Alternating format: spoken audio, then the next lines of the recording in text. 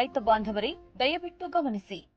ಅಡಿಕೆಯಲ್ಲಿ ಸುಳಿತಿಗಣೆ ಕಂಡುಬಂದಾಗ ಅಪ್ಸರೆ ಮತ್ತು ಪ್ರೌಢತಿಗಣೆಗಳು ಎಲೆಗಳು ಮತ್ತು ಹೂಗೊಂಚಲಿನಿಂದ ರಸ ಹೀರುತ್ತವೆ. ಇಂತಹ ಭಾಗಗಳ ಮೇಲೆ ಕಂದುಬಣ್ಣದ ಚುಕ್ಕೆಗಳು ಕಾಣುತ್ತವೆ. ನಂತರ ಎಲೆಗಳು ಮತ್ತು ಹೂಗೊಂಚಲುಗಳು ಒಣಗುತ್ತವೆ.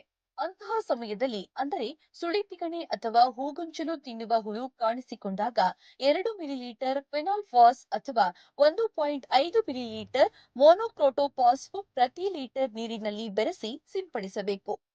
ಅಡಿಕೆಯಲ್ಲಿ ಅಣಬೆ ರೋಗ ಕಾಣಿಸಿಕೊಂಡಾಗ ಗಿಡದ ಬೆಳವಣಿಗೆ ನಿಸ್ತೇಜವಾಗಿ ಕುಂಠಿತವಾಗಿರುತ್ತದೆ. ವರ್ಷದಿಂದ ವರ್ಷಕ್ಕೆ ಇಳುವರಿ ಗಣನೀಯವಾಗಿ ಕಡಿಮೆಯಾಗುತ್ತಾ ಹೋಗುತ್ತದೆ. ಗಿಡದ ಬುಡದ ಕಾಂಡದಲ್ಲಿ ಅಣಬೆಯಾಕಾರದ ಶಿಲೀಂಧ್ರದ ಹೊಳೆಯುವಿಕೆಯಿಂದ ಕೊಳೆತು ಕಪ್ಪಾಗಿರುತ್ತವೆ. ಗಿಡವು ನಿಧಾನವಾಗಿ ಸಾಯುವ ಹಂತ ತಲುಪುತ್ತದೆ. ನಿರ್ಲಕ್ಷಿತ ತೋಟಗಳಲ್ಲಿ ಹಾಗೂ ಹಳೆಯ ಮರಗಳಲ್ಲಿ ಈ ರೋಗ ಬಾಧೆ ಹೆಚ್ಚು. ಅಂತಹ ಸಮಯದಲ್ಲಿ ಅಣಬೆ ರೋಗಕ್ಕೆ ತುತ್ತಾದ ಗಿಡಗಳನ್ನ ತೆಗೆದು ಸುಡಬೇಕು. ನಂತರ ಆ ಪ್ರದೇಶಕ್ಕೆ 1 ಕಿಲೋಗ್ರಾಂ ಮ್ಯಾಂಕೋಜೆಬ್ 75 WP ಅಥವಾ 100 ಗ್ರಾಂ ಕ್ಯಾಪ್ಟಾನ್ 80 WP ಅಥವಾ 30 ಮಿಲಿಲೀಟರ್ ಥೈರಾಮ್ 10 ಮಿಲಿಲೀಟರ್ ಟ್ರೈಡಿಮಾರ್ಫಾ 50 EC ಅಥವಾ 1.5 ಮಿಲಿಲೀಟರ್ ಆರಿಯೋಫೈನ್ಷಿನ್ ಸೋಲಾ ದ್ರಾವಣವನ್ನ ಸುಮಾರು 3 ಅಡಿ ಆಳದಲ್ಲಿ ಗುಂಡಾಗಿ ತೆಗೆದ ಕಂದಕದಲ್ಲಿ ಕೊಡಬೇಕು. 1 ತಿಂಗಳ ನಂತರ ಮಣ್ಣು ಮುಚ್ಚಬೇಕು.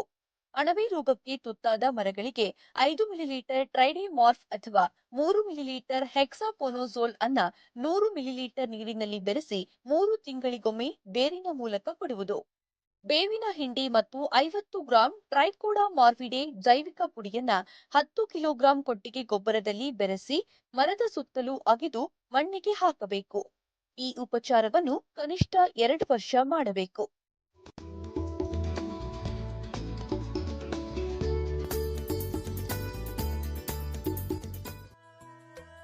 ಕೃಷಿ ಕ್ಷೇತ್ರದಲ್ಲಿ ಹಲವಾರು ಸಂಶೋಧನೆಗಳು ನಿರಂತರವಾಗಿ ನಡೆಯುತ್ತಿದ್ದು, ಕೃಷಿ ವಿಜ್ಞಾನ ಕೇಂದ್ರ ರೈತರ ಅಭ್ಯುದಯಕ್ಕಾಗಿ ಹಲವಾರು ಕಾರ್ಯಕ್ರಮಗಳನ್ನು ಹಮ್ಮಿಕೊಳ್ಳುತ್ತಿವೆ. ಅದರ ಅಂಗವಾಗಿ ಇತ್ತೀಚೆಗೆ ಕೃಷಿ ವಿಜ್ಞಾನ ಕೇಂದ್ರವು ರೈತ ಕ್ಷೇತ್ರ ಪಾಠಶಾಲೆ ಎಂಬ ವಿನೂತನ ಕಾರ್ಯಕ್ರಮವನ್ನು ಆಯೋಜಿಸಿತ್ತು. ಕೋಲಾರ ಜಿಲ್ಲೆಯ ಶ್ರೀನಿವಾಸಪುರ ತಾಲೂಕಿನ ಲಕ್ಷ್ಮೀ ಸಾಗರ ರೈತ ಉತ್ಪಾದಕ ಕಂಪನಿಯ ಸಹಯೋಗದಲ್ಲಿ ಹನುಮೇಗೌಡರ ಮಾವಿನ ತೋಟದಲ್ಲಿ ತಾಂತ್ರಿಕ ಮಾಹಿತಿಯ ಪ್ರಾತ್ಯಕ್ಷಿತೆಯನ್ನು ನಡೆಸಲಾಯಿತು. ಕೃಷಿ ವಿಜ್ಞಾನ ಕೇಂದ್ರ ಮುಖ್ಯ ವಿಜ್ಞಾನಿ ಡಾಕ್ಟರ್ ಶಿವಾನಂದ ಹೊಂಗಲ್, ವಿಜ್ಞಾನಿ ಡಾಕ್ಟರ್ ಆಶಾ ರೈತರೊಂದಿಗೆ ಸಂವಾದ ನಡೆಸಿ ಗುಣಮಟ್ಟದ ಮತ್ತು ಅಧಿಕ ಇಳುವರಿಗಾಗಿ ಮಾವಿನ ಬೆಳೆಯಲ್ಲಿ ಅನುಸರಿಸಬೇಕಾದ ವೈಜ್ಞಾನಿಕ ಪದ್ಧತಿಗಳ ಬಗ್ಗೆ ಮಾಹಿತಿ ನೀಡಿದರು. ವಿಜ್ಞಾನಿಗಳು ನೀಡಿದ ಮಾಹಿತಿಯ ನಂತರ ಮಾವಿನ ತೋಟದಲ್ಲಿ ಪ್ರಾತ್ಯಕ್ಷತೆ ನಡೆಸಲಾಯಿತು.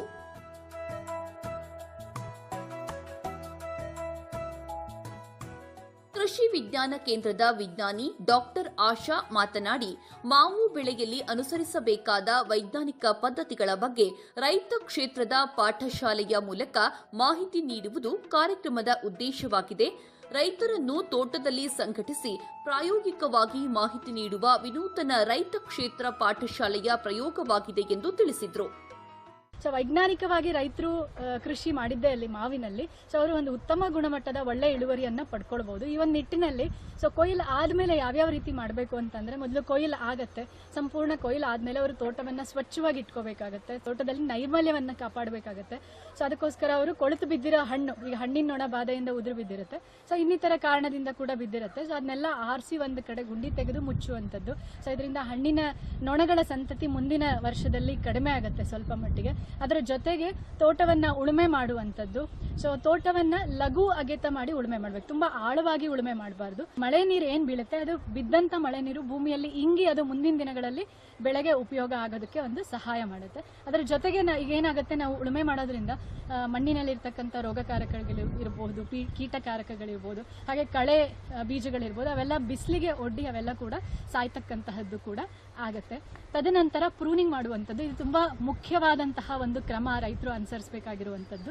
ಪ್ರೂನಿಂಗ್ ಯಾಕೆ ಮಾಡಬೇಕು ಈ ಪ್ರೂನಿಂಗ್ ಅಂತಂದ್ರೆ, ಈಗ ನಾವು ಒಂದು 10 ವರ್ಷ ಆದ್ಮೇಲೆ ಗಿಡ ಹೆಂಗೆ ಅಂದ್ರೆ ಹೆಮ್ಮರವಾಗಿ ಬೆಳ್ಕೊಂಡ್ಬಿಟ್ಟಿರುತ್ತೆ. ಸೊ ಈಗ ಏನು ಹೆಮ್ಮರವಾಗಿ ಬೆಳೀತಿದ್ದಂಥ ಕಾಲ ಮುಗೀತು. ಈಗ ನಾವು ಹೆಂಗೆ ಬೇಕು, ನಮಗೆ ಎಷ್ಟು ಆಕಾರದಲ್ಲಿ ಬೇಕು ಆ ರೀತಿ ನಾವು ಆ ಗಿಡದ ಒಂದು ಬೆಳವಣಿಗೆಯನ್ನು ನಿರ್ಬಂಧನಗೊಳಿಸಿ ಜೊತೆಗೆ ನಾವು ಒಳ್ಳೆ ಇಳುವರಿ, ಗುಣಮಟ್ಟದ ಇಳುವರಿಯನ್ನು ಕೂಡ ಪಡ್ಕೊಳ್ಬಹುದು. ಸೊ ಹೇಗೆ ಮಾಡಬೇಕು ಅಂತಂದ್ರೆ, ನೇರವಾಗಿ ಹೋಗಿರುತ್ತಲ್ಲ ಕೊಂಬೆ, ಅದನ್ನ ಕಟ್ ಮಾಡಬೇಕಾಗತ್ತೆ. ಅದ್ರ ಜೊತೆಗೆ ಸುತ್ತ ಅಧಿಕ ಸಾಂದ್ರತೆ ಎಲ್ಲೆಲ್ಲಿ ಜಾಸ್ತಿ ಇರುತ್ತೆ ಅಲ್ಲಲ್ಲೆಲ್ಲ ಸ್ವಲ್ಪ ಕಟ್ ಮಾಡಬೇಕಾಗತ್ತೆ. ಒಂದು ಮರದಿಂದ ಇನ್ನೊಂದು ಮರ ಕೊಂಬೆಗಳು ತಾಕ್ತಾ ಇರುತ್ತಲ್ಲ, ಆ ತಾಕುವಂತ ಕೊಂಬೆಗಳನ್ನೆಲ್ಲ ತೆಗಿಬೇಕಾಗತ್ತೆ. ಅದ್ರ ಜೊತೆ ಒಣಗಿರೋ ಅಂತ ಕೊಂಬೆ ಇರುತ್ತೆ, ರೋಗ ಬಂದಿರೋಂಥ ಕೊಂಬೆ, ಅದೆಲ್ಲದನ್ನು ಕೂಡ ನಾವು ತೆಗಿಬೇಕಾಗತ್ತೆ. ಸೊ ನೀವು ಚಾಟ್ನಿ ಮಾಡಿಲ್ಲ ಅಂತಂದ್ರೆ ಕೇವಲ ಹೊರಗಡೆ ಮಾತ್ರ ನೀವು ಹೂ ಬಿಡುವಂಥದ್ದು, ಕಾಯಿ ಕಚ್ಚುವಂಥದ್ದು ನೋಡ್ತೀರಾ. ಪ್ರೂನಿಂಗ್ ಮಾಡಿದಾಗ ಒಳಗಡೆನೂ ಕೂಡ ನಿಮಗೆ ಹೂ ಬಿಡುತ್ತೆ, ಕಾಯಿ ಕಚ್ಚುತ್ತೆ. ನೀವು ಹಲಸಿಂದ ಮರಗಳಲ್ಲಿ ನೋಡಿರ್ಬೋದು ಯಾವ ರೀತಿ ಕಾಯಿ ಬಿಡುತ್ತೆ ಅಂತ. ಸೊ ಅದೇ ರೀತಿ ಮಧ್ಯದಲ್ಲಿ ಕೊಂಬೆಗಳಲ್ಲೂ ಕೂಡ ಬುಡದಿಂದ ಕೊಂಬೆಗಳಿಂದನೇ ಕಾಯಿ ಬಿಟ್ಟಿರುವಂಥದ್ದನ್ನ ನೀವು ಕಾಣಬಹುದು. ಹಾಗೆ ಅದನ್ನ ಕತ್ತರಿಸಿರ್ತೀವಲ್ಲ, ಕತ್ತರಿಸಿದ ಭಾಗಕ್ಕೆ ಯಾವುದೇ ರೀತಿ ಇನ್ಫೆಕ್ಷನ್ ಆಗಬಾರ್ದು ಅಂತ ಹೇಳಿ ಸೊ ನಾವು ಒಂದು ಪೇಸ್ಟ್ ಅನ್ನ ಬಳಿಬೇಕಾಗತ್ತೆ. 1 ಲೀಟರ್ ನೀರಿಗೆ ಒಂದು 50 ಗ್ರಾಮ್ ಕಾಪರ್ ಆಕ್ಸಿಕ್ಲೋರೈಡ್, ಅದ್ರ ಜೊತೆಗೆ ಒಂದು 5 ml ಕ್ಲೋರೋಪೈರಿಫಾಸು, ಅದನ್ನ 1 ಲೀಟರ್ ನೀರಿಗೆ ಬೆರೆಸ್ಕೊಂಡು ನಾವು ಕಟ್ ಮಾಡಿರ್ತೀವಲ್ಲ ಅದಕ್ಕೆ ಬಳಿಬೇಕಾಗತ್ತೆ. ಆಮೇಲೆ ಇನ್ನೂ ಒಂದು ಮುಖ್ಯವಾದ ಅಂಶ ಪ್ರೂನಿಂಗ್ ಅಲ್ಲಿ ಅಂತಂದ್ರೆ, ನೀವು ಕಂಪಲ್ಸರಿಯಾಗಿ ನೀವು ಪ್ರೂನಿಂಗ್ ಸಾ ಅಂತ ಹೇಳಿ ಸಿಗುತ್ತೆ, ಅದನ್ನೇ ಬಳಸಬೇಕು. ಈ ಕತ್ತಿ, ಕುಡುಗೋಲು, ಕಂದ್ಲಿ ಅದನ್ನೆಲ್ಲ ಬಳಸಬಾರದು. ಯಾಕಂತಂದ್ರೆ ಅದು ನುಣುಪಾಗಿ ಕಟ್ಟಾಗೋದಿಲ್ಲ, ಸಾಪಾಗಿ ಕಟ್ಟಾಗೋದಿಲ್ಲ. ಆ ಸಾಪ ಕಟ್ಟಾಗಿಲ್ಲ, ಅದು ಸೀಳ್ತು ಕೊಂಬೆ ರೆಂಬೆ ಅಂತಂದ್ರೆ ಮತ್ತೆ ಅಲ್ಲಿಂದ ಇನ್ಫೆಕ್ಷನ್ ಆಗಿ ಹಾನಿಯಾಗಿ ಟೊಂಗೆ ಒಣಗೋಕೆ ಶುರು ಆಗುತ್ತೆ. ಅದ್ರ ಜೊತೆಗೆ ನೀವು ಇನ್ನೊಂದು ಅಂತಂದ್ರೆ ಸುಣ್ಣವನ್ನ ಹಾಕುವಂಥದ್ದು, ಇದು ಕೂಡ ತುಂಬಾ ಮುಖ್ಯ. ಮಾವು ತನ್ನ ಹಣ್ಣಿನ ಬೆಳವಣಿಗೆ ಆಗುವಾಗ ಅದ್ರ ಒಂದು ಗುಣಮಟ್ಟಕ್ಕೆ ಸುಣ್ಣವನ್ನ ಅಂಶವನ್ನ ಅದು ಎಳ್ಕೊಳ್ಳುತ್ತೆ. ಅದು ಭೂಮಿಯಿಂದ ತಗೊಳ್ತಾ ಇರುತ್ತೆ. ಭೂಮಿಯಲ್ಲಿ ನಾವು ಕೊಡದೆ ಹೋದ್ರೆ ಅದು ಎಲ್ಲಿಂದ ತಗೊಳುತ್ತೆ? ಆದ್ರಿಂದ ನಾವು ಭೂಮಿಗೆ ಸುಣ್ಣವನ್ನ ನಾವು ಕೊಡ್ಲೇಬೇಕಾಗತ್ತೆ, ಹಾಕ್ಬೇಕಾಗತ್ತೆ. ಅದು ವಯಸ್ಸಿಗೆ ಅನುಗುಣವಾಗಿ ನಾವು ಸುಣ್ಣವನ್ನ ಕೊಡಬೇಕಾಗತ್ತೆ. ಪಾತಿಯನ್ನ ಮಾಡಿ ಸ್ವಲ್ಪ ಟ್ರೆಂಚ್ ತರ ಓಪನ್ ಮಾಡ್ಕೊಂಡು ಸುಣ್ಣ ಹಾಕಿ ನೀರು ಕೊಟ್ಬಿಟ್ರೆ ಸಾಕು. ನಾವು ಪ್ರತಿ ವರ್ಷ ಸುಣ್ಣ ಕೊಡೋದು ಬೇಡ, 2 ರಿಂದ 3 ವರ್ಷಕ್ಕೊಂದ್ಸತಿ ಕೊಟ್ರೆ ಸಾಕು. ಅದು ವಯಸ್ಸಿಗೆ ಅನುಗುಣವಾಗಿ ಕೊಡಬೇಕಾಗತ್ತೆ. 4 ರಿಂದ 5 ವರ್ಷದ ಮರಕ್ಕೆ ಅರ್ಧ ಕೆಜಿ, 7 ರಿಂದ 8 ವರ್ಷದ ಮರಕ್ಕೆ 1 ಕೆಜಿ, 10 ರಿಂದ 12 ವರ್ಷದ ಮರಕ್ಕೆ 2 ಕೆಜಿ, 15 ರಿಂದ 16 ವರ್ಷದ ಮರಕ್ಕೆ 5 ಕೆಜಿ, 20 ವರ್ಷ ಮೇಲ್ಪಟ್ಟಿರುವಂತದ್ದಕ್ಕೆ 8 ಕೆಜಿ ಸುಣ್ಣವನ್ನ ನಾವು ಕೊಡಬೇಕಾಗುತ್ತೆ. ಕೋಲಾರ ಕೃಷಿ ವಿಜ್ಞಾನ ಕೇಂದ್ರ ಮುಖ್ಯ ವಿಜ್ಞಾನಿ ಡಾಕ್ಟರ್ ಶಿವಾನಂದ ಹೊಂಗಲ್ ಮಾತನಾಡಿ, ಕರ್ನಾಟಕದಲ್ಲಿಯೇ ಕೋಲಾರ ಜಿಲ್ಲೆಯಲ್ಲಿ ಹೆಚ್ಚಿನ ಪ್ರದೇಶದಲ್ಲಿ ಮಾವು ಬೆಳೆಯಲಾಗುತ್ತದೆ. ಹಾಗಾಗಿ ರೈತ ಕ್ಷೇತ್ರ ಪಾಠಶಾಲೆಯ ಮೂಲಕ ವರ್ಷ ಪೂರ್ತಿ ವಿವಿಧ ಹಂತಗಳಲ್ಲಿ ಅನುಸರಿಸಬೇಕಾದ ವೈಜ್ಞಾನಿಕ ಕ್ರಮಗಳ ಬಗ್ಗೆ ರೈತರಿಗೆ ಮಾಹಿತಿ ನೀಡಲು ಪ್ರಯತ್ನಿಸುತ್ತಿದ್ದೇವೆ ಎಂದರು. ರೈತರೊಟ್ಟಿಗೆ ಪ್ರಾಯೋಗಿಕವಾಗಿ, ಈಗ ತರಬೇತಿಗಳಲ್ಲಿ ಏನಾಗ್ತದೆ, ಥಿರಾಟಿಕಲ್ ಅಷ್ಟೇ ನಾವು ಹೇಳ್ತೀವಿ, ಅದಷ್ಟು ಪರಿಣಾಮಕಾರಿ ಆಗೋದಿಲ್ಲ. ಹಾಗಾಗಿ ಇಲ್ಲಿ ಪ್ರಾಯೋಗಿಕವಾಗಿ ಎಲ್ಲ ಯಾವ್ಯಾವ ಹಂತದಲ್ಲಿ ಏನೇನು ಪ್ರಮುಖವಾದಂತಹ ಚಟುವಟಿಕೆಗಳನ್ನ ಹಮ್ಮಿಕೊಳ್ಬೇಕು ಅನ್ನೋದ್ರ ಬಗ್ಗೆ ಅವರಿಂದಾನೇ ನಾವು ಅವರಿಗೆ ಮಾಡಿ ತೋರಿಸಿ ಅವರಿಂದಾನೂ ಕೂಡ ಅದನ್ನ ಮಾಡಿಸುವಂಥದ್ದು. ಉದಾಹರಣೆಗೆ ಇವತ್ತು ರೈತರಿಗೆ ಪ್ರಾಯೋಗಿಕವಾಗಿ ಹೇಗೆ ಸೇರಿಸಬೇಕು, ಚಾಟ್ನಿ ಹೇಗೆ ಮಾಡಬೇಕು, ಮತ್ತೆ ಈ ಹಸಿರೆಲೆ ಗೊಬ್ಬರಗಳನ್ನ ಬೆಳೆದು ಭೂಮಿಗೆ ಹೇಗೆ ಸೇರಿಸಬೇಕು ಅನ್ನೋದನ್ನ ಪರಿಣಾಮಕಾರಿಯಾಗಿ ಮತ್ತು ಪ್ರಾಯೋಗಿಕವಾಗಿ ತಿಳಿಸ್ತಕ್ಕಂಥ ನಿಟ್ಟಿನಲ್ಲಿ ನಾವು ಒಂದು 25 ರೈತರನ್ನ ಆಯ್ಕೆ ಮಾಡಿಕೊಂಡು ಅವರನ್ನ ಸುಮಾರು ಒಂದು 10 ರಿಂದ 12 ಸೆಷನ್ಸ್ ಆಗ್ತದೆ ಇದರಲ್ಲಿ.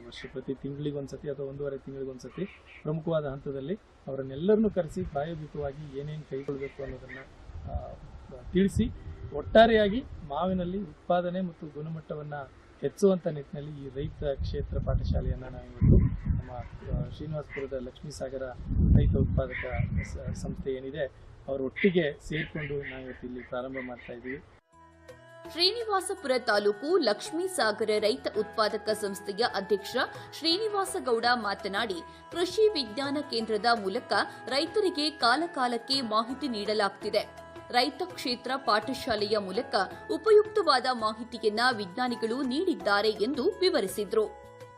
ಇಲ್ಲಿ ಬಂದು ಏನಂದ್ರೆ ಯಾವ ತರ ಈ ತಾಂತ್ರಿಕತೆ ಅಳವಡಿಸ್ಕೋಬೇಕು, ಪ್ರೂನಿಂಗ್ ಹೆಂಗ್ ಮಾಡಬೇಕು, ಸ್ಟೆಮ್ ಪೇಸ್ಟು, ಆಮೇಲೆ ಈ ಸ್ಟೆಂಬೋರರ್ ಅಂದ್ರೆ ಏನು, ಇದರ ಬಗ್ಗೆ ಎಲ್ಲ ತಿಳುವಳಿಕೆ ಕೊಟ್ಟರು. ಅದರ ಜೊತೆಗೆ ಮಾವು ಬೆಳೆಯಲ್ಲಿ ಏನಾಗ್ತಾ ಇದೆ, ಇತ್ತೀಚಿನ ದಿನಗಳಲ್ಲಿ ಈ ಕೀಟ ಬಾಧೆ ಮತ್ತು ಇವೆಲ್ಲ ಸಮಸ್ಯೆ ಜಾಸ್ತಿ ಆಗ್ತಾ ಇದೆ ದಿನೇ ದಿನೇ. ಅದಕ್ಕೆ ಯಾವ ಥರ ತಡೆಗಟ್ಟಬೇಕು ಅನ್ನೋದೇ ಅದರ ಅಂಗವಾಗಿ ಈ ಪ್ರೂನಿಂಗ್ ಮತ್ತು ಸ್ಟೆಮ್ ಪೇಸ್ಟ್ ಮಾಡಿ ಮುಂದಿನ ದಿನಗಳಲ್ಲಿ ಏನೇನು ಮಾಡಬೇಕು ಅಂತ ಒಂದು 7-8 ಕ್ಲಾಸು ಇದನ್ನು ತಗೊಂಡು ನಾವು ಇದು ಮಾಡ್ತೀವಿ ಅಂತ ಹೇಳ್ತಾ ಇದ್ದಾರೆ. ಇದರಿಂದ ಹೆಚ್ಚು ಲಾಭ ಬಂದು ನಮ್ಮ ರೈತರಿಗೆ ಆಗುತ್ತೆ ಅಂತ ನಮಗೆ ಅನಿಸ್ತಾ ಇದೆ.